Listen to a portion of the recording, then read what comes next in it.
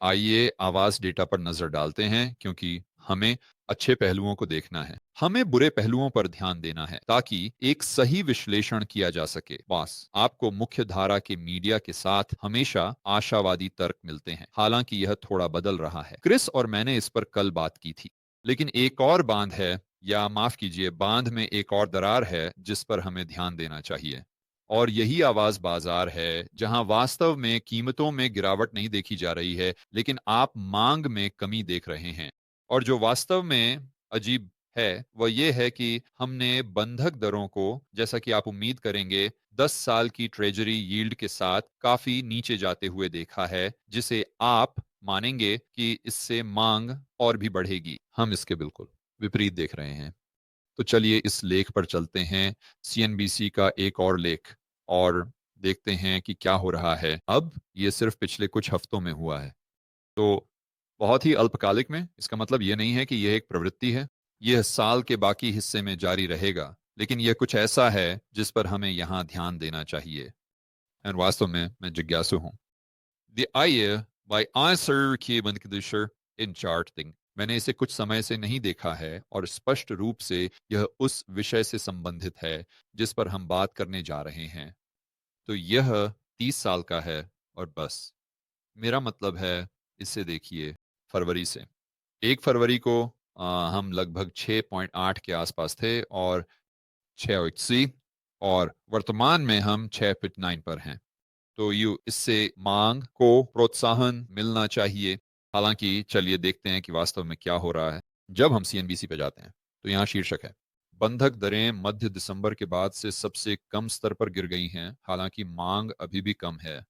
मुख्य चर्चा के बिंदु, 30 साल की निश्चित दर के लिए औसत अनुबंध ब्याज दर पुष्टि या मानक आरण संतुलन के साथ घट गई 6.93% से 6.88% तक। तो हमने नर्ड वॉलेट पर थोड़ी और वृद्धि देखी। वे शायद सभी 30 साल की निश्चित दरों को मिला रहे हैं, जबकि यहां वे एक विशेष हिस्से पर ध्यान केंद्रित कर रहे हैं। घर के ऋण को पुनर्वित्त करने के लिए आवेदन, जो जनवरी के अधिकांश समय में बढ़ रहे थे, पिछले सप्ताह 4% गिर गए।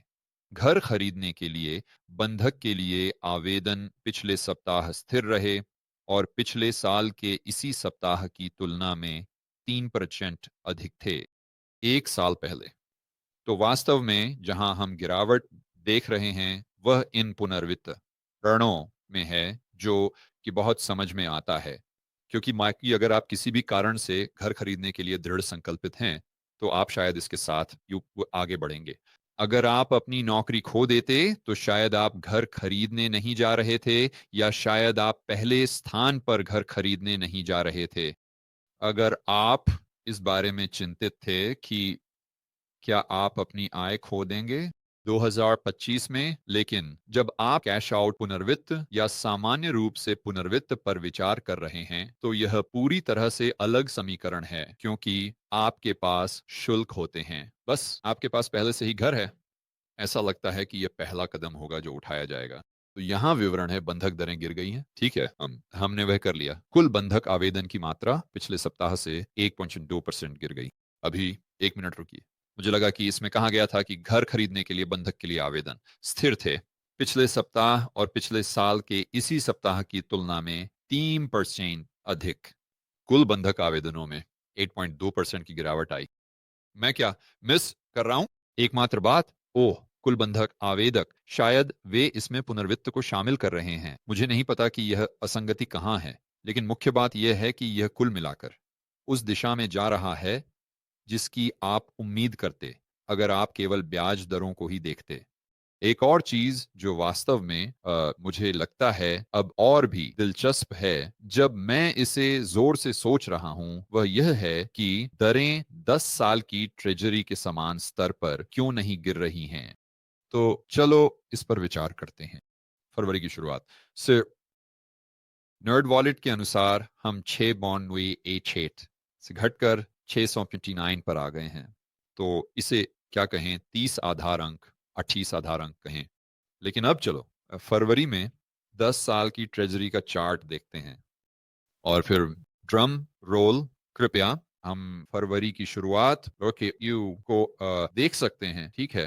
तो मुझे लगा कि वे वास्तव में फरवरी की शुरुआत से अधिक गिर गए हैं, वहां ज्यादा अंतर नहीं है। तो ठीक है, ये शायद कोई बड़ी बात नहीं है। ओह सही है, ठीक है, चलो इस लेख पर वापस चलते हैं। खपत के आंकड़ों में नरमी के कारण ट्रेजरी यील्ड्स कम हो गई हैं क्योंकि उपभोक्ता अर्थव्यवस्था और नौकरी के बाजार के बारे में कुछ कम उत्साहित महसूस कर रहे हैं। इसने बंधक दरों को कम किया। 30 साल की निश्चित दर 6.8% तक गिर गई, जो दिसंबर के बाद का सबसे निचला स्तर है। आवेदन, हम इसके बारे में बात कर चुके हैं। कुल मिलाकर पुनर्वित्त आवेदन की गतिविधि काफी कमजोर बनी रही। हम बंधक दरों के गिरने के बारे में बात कर रहे हैं। लंबी कहानी को संक्षेप में कहें, यह एक उदाहरण है। बॉन्ड इस समय फैशन में है, ठीक है। मुझे कुछ बताने के लिए धन्यवाद। स्पष्ट बात को फिर से कहने के लिए धन्यवाद। सबसे व्यापक और सामान्य व्याख्या घरेलू स्थिति के जवाब में वैश्विक आर्थिक विकास में कमी की अपेक्षाओं से संबंधित है। नहीं, वे हमेशा, आप जानते हैं, उन्हें हमेशा किसी को दोष देना होता है। ब्याज दरें कम हो रही हैं। ओह खैर, स्पष्ट रूप से वृद्धि और महंगाई और भी विकास की अपेक्षाएं बढ़ रही हैं। ये टैरिफ के कारण होना चाहिए और ब्ला ब्ला ब्ला। देखो, मैं आर्थिक नीति के रूप में टैरिफ का बड़ा प्रशंसक नहीं हूं, लेकिन आप उन्हें दोष नहीं दे सकते। उन्होंने तो अभी तक टैरिफ लागू भी नहीं किए हैं। ओह, आप उन्हें पूरी तरह से दोष नहीं दे सकते। 10 साल की ट्रेजरी यील्ड जिस 4.8 से घटकर 4.40 पर आ गई है, मतलब आओ आप जानते हैं, यह लगभग उस बिंदु पर पहुंच रहा है जहां यह अस्थिर खाद्य और ऊर्जा की तरह है। लोग अब जो दिए हैं, आप मेरे वीडियो देखते हैं, आप जानते हैं कैसे उन्हें यह सब कुछ में शामिल करना होगा। अस्थिर खाद्य और ऊर्जा को छोड़कर जब भी वे महंगाई के बारे में बात कर रहे होते हैं तो ऐसा लगता है यह टैरिफ और लागत में कटौती के प्रयास हैं। यह अर्थव्यवस्था में होने वाली किसी भी बुरी चीज के लिए नया डरावना तत्व है। उन्हें इसे वहां डालना होगा। चलो, मैं एनवीडिया के पास वापस जाने के लिए उत्सुक हूँ, यह देखने के लिए कि वे आफ्टर मार्केट में क्या कर रहे हैं। याद रखें, ये इसके बारे में था, ठीक है। तो अब ये बढ़ गया है। वाह, काफी अच्छा। 2.1, 2.8%। तो मैं सोचता हूँ कि बाजार इसे पचा रहा है और वे कह रहे हैं ठीक है, बढ़िया, उन्हें संदेह का लाभ देते हुए, और शेयर की कीमत बढ़ रही है। लेकिन फिर भी हम वास्तव में आफ्टर आवर्स में आप ज्यादा नहीं बता सकते। आपको देखना होगा कि यह कल कैसे खेलता है। हम कल के वीडियो में उस पर चर्चा करेंगे। नमस्ते दोस्तों, मैं व्यक्तिगत रूप से आप में से हर एक को इस साल के रिबेल कैपिटलिस्ट लाइव में शामिल होने के लिए आमंत्रित करना चाहता हूं। यह वह अद्भुत सम्मेलन है जो मैं हर साल आयोजित करता हूं। यह आपको एक बुलेट प्रूफ पोर्टफोलियो बनाने में मदद करता है। यह आपकी व्यक्तिगत स्वतंत्रता और आजादी को बढ़ाने में मदद करता है और यह आपके नेटवर्क के आकार को भी बढ़ाने में मदद करता है। दूसरे शब्दों में, आपको बहुत से समान विचारधारा वाले व्यक्तियों, साथी रेबेल कैपिटलिस्टों से मिलने का मौका मिलता है। ये ऑर्लैंडो में 30 मई से 25 मई और तक होगा। पिछले वक्ताओं में Robert Kiyosaki, Ron Paul, Peter Schiff, Mike Maloney जैसे लोग शामिल रहे हैं। लिन ऑल्डन, कुछ नाम लेने के लिए। तो अपने टिकट जल्दी से जल्दी पाने के लिए और यह जानने के लिए कि इस साल के रेबल कैपिटलिस्ट लाइव में कौन बोल रहा है, आप इसे rebelcapitalistlive.com पर देख सकते हैं। और बस एक छोटी सी अंदर की जानकारी कि आप अपने टिकट जल्दी ले लेते हैं तो आपको छूट मिल सकती है, क्योंकि जैसे जैसे हम कार्यक्रम के करीब पहुंचते हैं टिकट की कीमत इम्तज बढ़ती जाती है। तो इंतजार मत करो, अभी rebelcapitalistlive.com पर जाएं और अपने टिकट ले लो। और मैं आपको 20 मई से 25 मई तक ऑरलैंडो में मिलूंगा।